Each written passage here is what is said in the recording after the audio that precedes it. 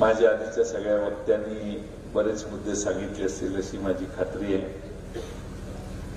इस्लामपुरातल्या आणि परिसरातल्या सगळ्याच कार्यकर्त्यांनी आपल्या गेले 20-25 दिवस महिनाभर अथक परिश्रम केलेले आहे. उद्या संध्याकाळी 6 वाजता प्रचार संपणार आहे. मी आपल्या सगळ्यांच्या रील्स माझ्याकडे व्हॉट्सअपवर यायच्या ते बघायचो महाराष्ट्रात कुठेही असल्यावर. या इस्लामपुरातल्या चौकात तुम्ही सगळ्यांनी सभा घेतल्या, त्यालाही जनतेने प्रचंड प्रतिसाद दिला. गावागावात प्रत्येक ग्रामपंचायतीने गावातल्या कार्यकर्त्यांनी गावात सभा घेतल्या, त्यालाही उत्स्फूर्त लोकांनी प्रतिसाद दिला. मला वाटतं की निवडणुकीतलं आपलं सगळ्यांचं काम बघून आपल्याला या निवडणुकीत बऱ्याच मोठ्या मताधिक्याने विजयी होण्याची संधी आहे. महाराष्ट्रातल्या वेगवेगळ्या भागात जाऊन आलोय. मला अपेक्षा आहे की उद्याच्या निवडणुकीत महाविकास आघाडी ही पुन्हा सत्तेवर आल्याशिवाय राहणार नाही आणि आपलं सरकार येईल असा मला ठामपणाने विश्वास आहे. गेल्या 2 दिवसात महाराष्ट्रातल्या 10-15 मतदारसंघात जाण्याची संधी मिळाली. जशी निवडणूक जवळ यायला लागली तसा उत्साह लोकांचा वाढायला लागला आणि पवार साहेब 84 वर्षाचं वय असताना दिवसाला 8-9 सभा घेत आहेत आणि त्यांच्या सभेसाठी उत्स्फूर्तपणाने 15-20-25 हजार लोकांची उपस्थिती ही महाराष्ट्राने त्यांना दिलेली पावती आहे की आम्ही तुमच्या मागे आहोत, तुमच्या मागे तुमच्या नेतृत्वाला आम्ही सलाम करतो, तुमच्या मागेच आम्ही राहणार आहे. दिलीप तात्यांनी मगाशी भाषणात सांगितलं की काय काय यापूर्वी झालं. पक्ष फुटला त्यावेळी आम्ही सगळेच बसलेलो होतो. आमच्या बैठका झाल्या. जिल्ह्या आपल्या मतदारसंघातल्या प्रमुख काही लोकांना मी बोलवलेलं आणि मी त्यांना परिस्थिती सांगितली अशी आहे. सगळ्यांनी मिळून आम्ही ठरवलं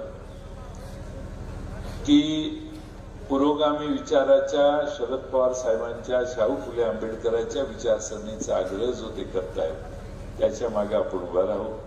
कुणाच्या तरी मागे जात कोणीतरी पळून गेलं म्हणून त्याच्या मागे आपणही पळा असला उद्योग करायला नको. पडेल ते होईल, थोडा त्रास होईल, अडचण होईल, संकट येईल. आपल्या मतदारसंघाची चिंता करू नका. आपला मतदारसंघ खमका आहे. काहीच तुम्ही मतदारसंघाची चिंता करू नका. तुम्हाला कसं राजकारण करायचं तसं महाराष्ट्रात करा. आम्ही तुम्हाला सगळे साथ देतोय. याचा मागच्या 6 महिन्याचा कालखंड लोकसभेच्या आधीचा आमची बैठक झाली त्यावेळेचा सांगतोय. त्यावेळी लोकसभेच्या आधी माणसं वेड्यात काढायची, कशाला राहिलंय, तिकडे जावा, मंत्री व्हा, विषय संपवा. आता पवार साहेबांना माणसं उभा करायला मिळणार नाही. 10 खासदाराचे 8 निवडून आले. आताही महाराष्ट्राच्या विधानसभेत वेगळाच निकाल लागेल आणि महाराष्ट्रातल्या जनतेला त्याचं आश्चर्य वाटेल अशी मला पूर्णपणाने खात्री आहे. अनेक दिग्गज गेले, आमची दिग्गजांचीच लढाई आहे. मोठमोठे नेते आहेत जे शरद पवार साहेबांच्या जीवावर मोठे झाले, त्यांच्या ठिकाणी जाऊन नवा उमेदवार उभा करून प्रसंगी कुठून तरी आणून त्याला उभा करून त्याच्यात ताकद भरून आम्ही महाराष्ट्रात निवडणूक उभी केलेली आहे. मी महाविकास आघाडीत बसल्या बसल्या 87 ठिकाणी राष्ट्रवादीला उमेदवारी महाविकास आघाडीने दिलेली आहे. ते 87 उमेदवार ओळखण्याचं काम पवार साहेबांच्या नेतृत्वाखाली आम्ही केलं. जे शक्य आहे ते सगळे पणाला लावलेले आहेत. महाराष्ट्रामध्ये कालच मी सांगतो, पुण्याहून मी पाटोल्याला गेलो, शहापूरला गेलो, मुरबाडला गेलो, नाशिकला गेलो, विक्रमगडला गेलो, पालघरला, नाशिकला विमानात बसलो, नागपूरला गेलो. 2 तास प्रवास करून तुमसरच्या उमेदवाराच्या प्रचाराला भंडाऱ्याला गेलो. का? त्याला मी भारतीय जनता पक्षातनं राष्ट्रवादीत आणून उभा केलेला. तेव्हा म्हणजे या बाबांना माझ्या प्रचाराला पण आला नाही म्हणून मी मुद्दामून गेलो. तर निवडून येईल अशी आम्हाला खात्री आहे. पण इतक्या लांब प्रवास करून गेलो का? तर एक सीट आपल्याला महत्वाची. आज आपल्या सगळ्यांच्या आशीर्वादाने महाराष्ट्रामध्ये आपल्या सगळ्यांना चांगले दिवस येतील असा विश्वास मला आहे. मी तुमच्या सगळ्यांचा प्रतिनिधी या नात्याने एवढंच सांगेन की जेव्हा जेव्हा आपल्याला शक्ती मिळाली, सत्ता मिळाली, तेव्हा तेव्हा या मतदारसंघात जास्तीत जास्त गोष्टी या शहरात आणण्याचं आणि या मतदारसंघात आणण्याचं काम केलं. रेटरे अण्णाचला कधी कोणी पूल मागितला नव्हता, तो पूल आम्ही उभा केला. दिलीप तात्यांच्या वाळव्याला शिरगावला जाणाऱ्या माणसांच्यासाठी आपण पूल केला. कोरेगावला इकडं बीके पाटील आणि व्यंकटराव पाटलांनी कधी पूल नव्हता मागितला, पण कोरेगावला वारणा नदीहून पूल टाकून आपण नवा पूल केला. तिकडं याला दुधगावला खुचीला पलीकडं जैन समाजाच्या धार्मिक स्थळाकडे जाण्यासाठी सहजगत्या जाता येईल असा पूल उभा करण्याचं काम केलं. तुम्ही म्हणा तिथं मौजे डिग्रजला केला. जे लोकांनी मागितलं नाही, या शहरात ताकारीहून इथे येणारा रस्ता आपणच केलेला आहे. इथून कामेरीकडे जाणारा कॉन्क्रीटमध्ये रस्ता आपणच केलेला आहे. वेळ लागला कारण 40चा करायचा, 30चा करायचा का 60चा करायचा का 100चा, ह्याच्यामुळे थोडा वेळ गेला. आपण इथून वाघवाडीकडे जाणारा रस्ता कॉन्क्रीटचा आपणच केलेला आहे. त्यामुळे या शहराच्या विकासासाठी आपल्याला जेव्हा संधी मिळाली त्यावेळी आपण या शहराचा विकास केलेला आहे. या शहरातल्या भुयारी गटार आपलं सरकार होतं त्यावेळी भुयारी गटार मंजूर करून आणलं. या शहरामध्ये 24 तास नळ पाणी पुरवठ्याची योजना आपण मंजूर करून आणलेली होती. या शहरात रस्ते त्यानंतर करायचे म्हणून त्यासाठी पैसे 29 का काही कोटी रुपये आपण आणले. त्याचे व्याजानं लय भरपूर पैसे झाले. ते पैसे दुसऱ्याच कामासाठी वापरले, हा पुढचा भाग आहे. पण सांगण्याचा मुद्दा एवढा की या शहरात जे जे उभं राहिलेलं आहे ते आपण उभं केलेलं आहे. तुमच्या सगळ्यांच्या आशीर्वादाने उभं केलेलं आहे. आपण म्हणजे मी नाही, आपण सगळ्यांनी उभं केलेलं आहे. आणि म्हणून या शहराला एक चांगलं शहर म्हणून नावलौकिक होता. आज या शहरात पाणी कमी पडतंय. शहरातले रस्ते अतिशय अडचणीत आहेत.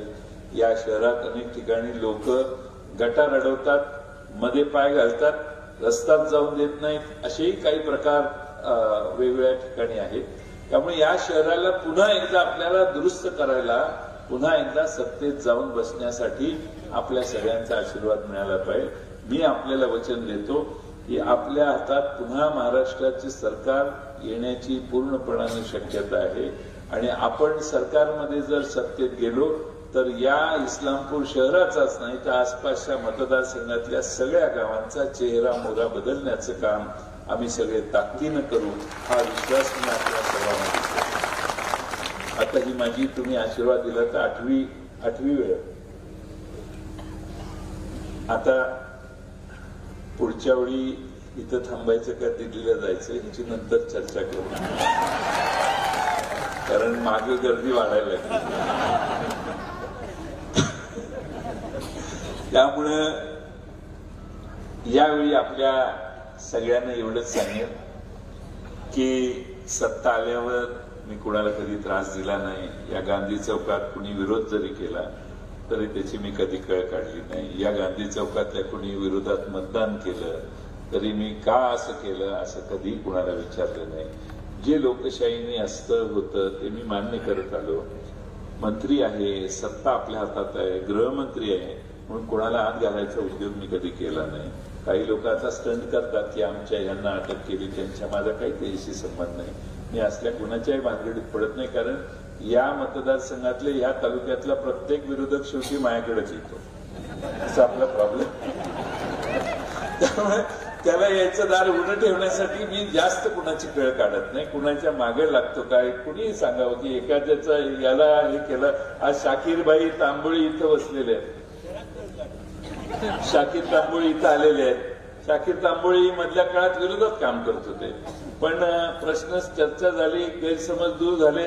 आज शाकीर तांबोळी पण आपल्या व्यासपीठावर त्यांच्या पक्षाच्या वतीनं आपल्या व्यासपीठावरून आपल्याला पाठिंबा देतात. मी हे सांगतोय यासाठी की आपल्या या शहरातल्या विकासासाठी आणि या मतदारसंघाच्या विकासासाठी जे जे शक्य आहे ते आपण करतो.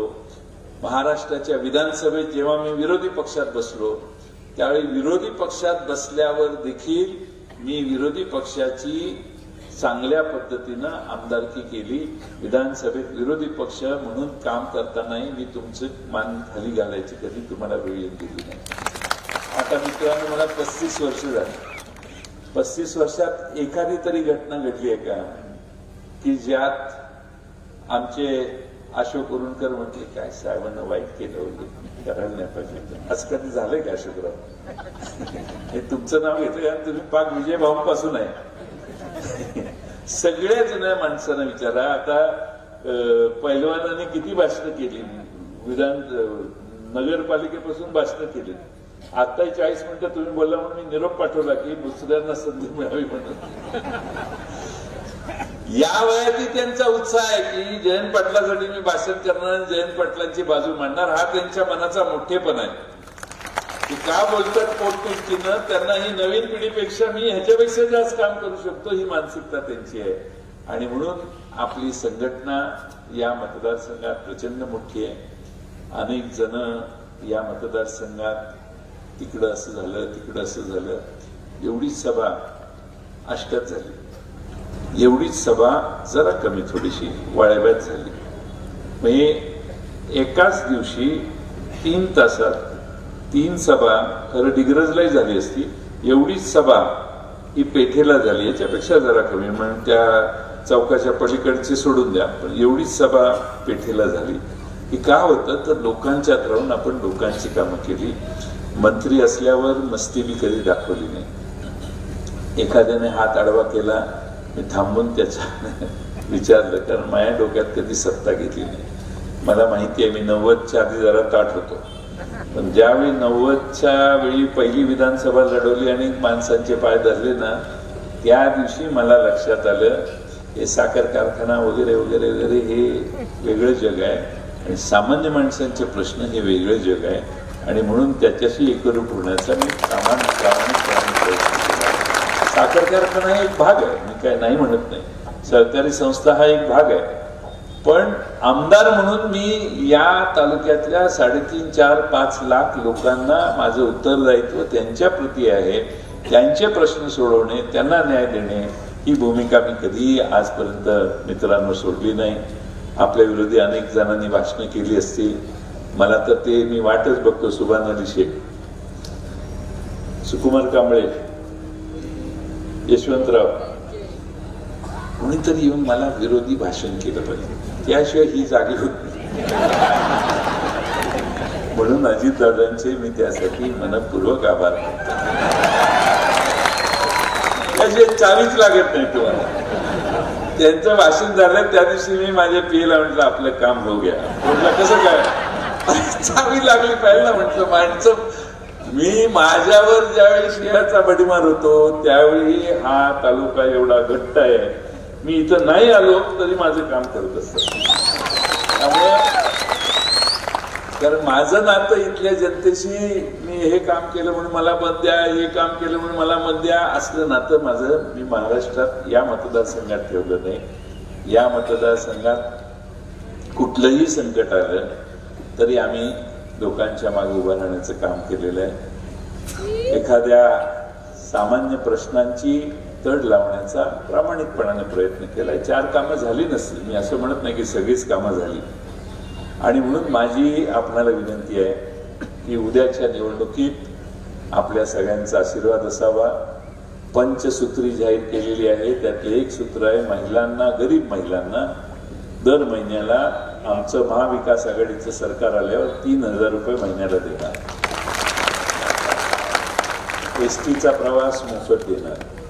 शेतकऱ्यांचं 3 लाखापर्यंत कर्ज माफ करणार. 4,000 रुपये सुशिक्षित लोकांना बेरोजगार भत्ता देणार. आणि सगळ्यात महत्वाचं म्हणजे मोदींनी गॅरंटी काढलेली 5 लाखाची आरोग्याचं कवच कुणालाच मिळालं नाही महाराष्ट्रात. पण आम्ही महाराष्ट्र सरकारच्या वतीने गरीब कुटुंबाला 25 लाखाचा विमा उतरवून देणार. त्यानं कार्ड घेऊन जावं, टाटा बिर्लाच्या हॉस्पिटलमध्ये जावा, अंबानीच्या हॉस्पिटलमध्ये जावा, तर 25 लाखापर्यंत तुम्हाला प्रश्न विचारणार नाही. अशी व्यवस्था महाराष्ट्रात निर्माण करण्याचा आमचा मानस आहे. दिवसा 20 शेतकऱ्यांना द्यायचे, कारण बिबट्यांचा त्रास आता वाढलेला आहे. ही भूमिका आम्ही आमच्या जाहीरनाम्यात केली आहे. या महाराष्ट्रात पानंद रस्त्यांचा प्रश्न महत्वाचा आहे. इस्लामपुरातही अनेक पानंद रस्ते आहेत, रेट्यानातला पानंद रस्ते आहेत, बह्याला पानंद रस्ते, दर 4 वर्षाने रस्ता खराब होतो. साखराला पानंद रस्त्यांची मागणी आहे, वाळव्याला पानंद रस्त्याची, खेडाला नदीकाठानं सगळ्या गावांना किंबगडापासून सगळ्या गावात त्यासाठी पानंद रस्त्यासाठी वेगळं बजेटमध्ये हेड काढून दरवर्षी 10-15 हजार कोटी रुपये महाराष्ट्रात पानंद रस्त्यावर खर्च करायचे, हेही आम्ही जाहीरनाम्यात सांगितलेलं आहे. आणि म्हणून मित्रांनो, यावेळच्या संधी आपल्याला तुम्ही लावलेलं रोपटं आहे, आता फळ लागायचा टाइम आलेला आहे. आणि फळ लागायची वेळ आलेली असताना तुम्ही माझ्या मागे राहिला तर मला खात्री आहे की तुमच्या सगळ्यांच्या आयुष्यात आमूलाग्र बदल करण्याची ताकद माझ्यात येईल. आणि मला आलेली ताकद ही तुम्हाला वापरण्याची बुद्धी कायमची मला आजपर्यंत राहिलेली आहे. माझ्या मतदारसंघात माझा माणूस श्रीमंत झाला पाहिजे, माझा माणूस जास्तीत जास्त शिकला पाहिजे, ही आमची भूमिका आहे. आता अमित शहा येऊन सांगतात की बटेंगे तो कटेंगे, हे अमित शहा 18व्या शतकातच जायचे. तो एलॉन मस्क अमेरिकेतला मंगळावर इंटरनेट कसं चालू करायचं याची संशोधन करायला लागलेलं आहे. तो 22व्या शतकात आहे, आपण 21व्या शतकात आहे. अमित शहा आणि तो योगी आदित्यनाथ, या योगी आदित्यनाथचा निम्मा उत्तर प्रदेश मुंबईच्या आसपास नोकरी लागलाय.